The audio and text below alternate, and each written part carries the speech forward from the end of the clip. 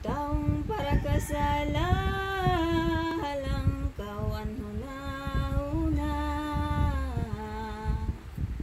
Kung magdaram na nga naisipon mo hong talinhaga, gabos nag-ibumong daya ng Diyos na totoo na nagpakaninitawo. Napapamuda sa mundo pagpadarang anisimo, at tumultulik ang gayong gabos niyang doktrina, milagrong pagkahirap pa.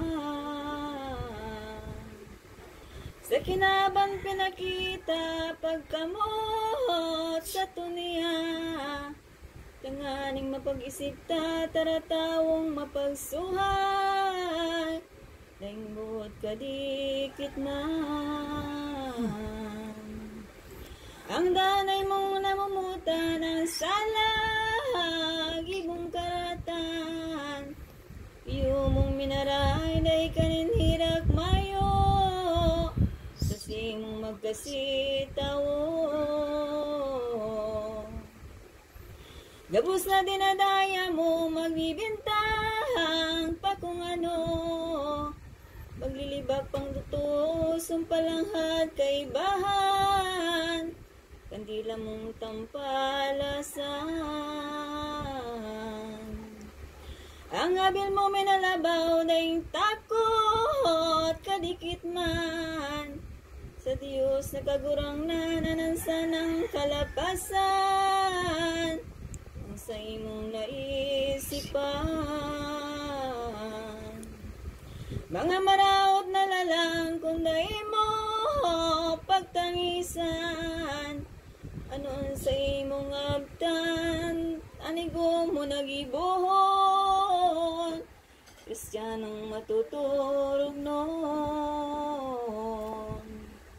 Sa tuyang mo niyan sa baton, sa iro, sa limadatong, si Subs na sa tungpol, hingata nagpakadukha, tara Diyos nga dakula.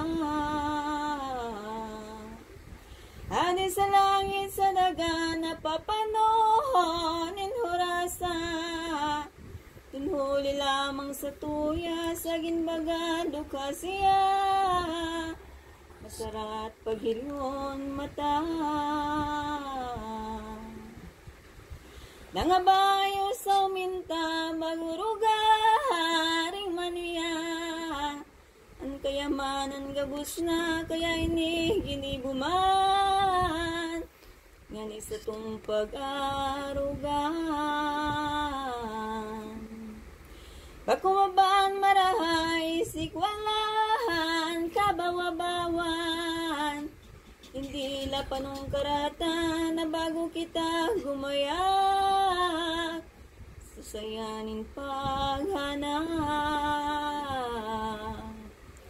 Itamang mamalasumas, pag-isipon, masiyasan,